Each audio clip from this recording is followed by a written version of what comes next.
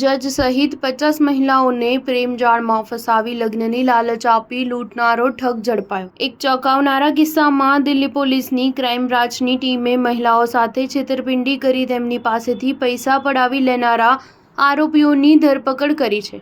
આરોપીની ઓળખ મુકીમ ખાન તરીકે થઈ છે, જે મૂળ ઉત્તર પ્રદેશના પ્રતાપગઢ જિલ્લાનો રહેવાસી છે। મુકીમ ખાન સોશિયલ મીડિયા પર મહિલાઓ સાથે મિત્રતા કરી તેમની સાથે લગ્ન કરવાનું વચન આપતો હતો અને મહિલાઓનો વિશ્વાસ જીતીને તેમની પાસેથી પૈસા પડાવી ફરાર થઈ જતો હતો।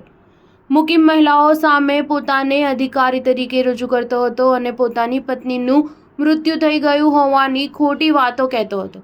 સૌથી ચોંકાવનારી વાત એ છે કે તેણે કુલ 50 મહિલાઓને ફસાવીને તેમની પાસેથી પૈસા પડાવ્યા હતા, જેમાં એક મહિલા જજ પણ સામેલ છે। દિલ્હી પોલીસની ક્રાઇમ બ્રાન્ચે મુકીમની જાસો આપી ખોટા બહાના કાઢી મહિલાઓ પાસેથી પૈસા પડાવવાના આરોપમાં ધરપકડ કરી હતી। તેણે મેટ્રિમોનિયલ વેબસાઇટ પર પોતાની નકલી ઓળખ સાથે અનેક એકાઉન્ટ્સ બનાવ્યા હતા અને મહિલાઓને ખોટા વચનો આપી પોતાના જાળમાં ફસાવતો હતો। એક અહેવાલ અનુસાર મુકીમ ખાનનું 10મું પાસ છે અને તે દિલ્હીના શાસ્ત્રી પાર્કમાં રહેતો હતો। ધરપકડ બાદ ખાને પોલીસને જણાવ્યું હતું કે હું લગ્ન માટે અપરિણીત વિધવા અને છૂટાછેડા લીધેલી મુસ્લિમ મહિલાઓને નિશાન બનાવતો હતો અને પછી સરકારી અધિકારી હોવાનો ઢોંગ કરતો હતો અને તેમની સાથે મિત્રતા કરી ખોટી વાર્તા કહેતો હતો કે મારી પત્નીનું મૃત્યુ થઈ ગયું છે અને હું મારી પુત્રીની સંભાળ રાખવા માટે તમારી સાથે લગ્ન કરવા માંગુ છું। પૂછપરછ દરમિયાન તેણે ખુલાસો કર્યો હતો કે તેણે ઉત્તર પ્રદેશની એક મહિલા જજને પણ પોતાના જાસામાં ફસાવી હતી।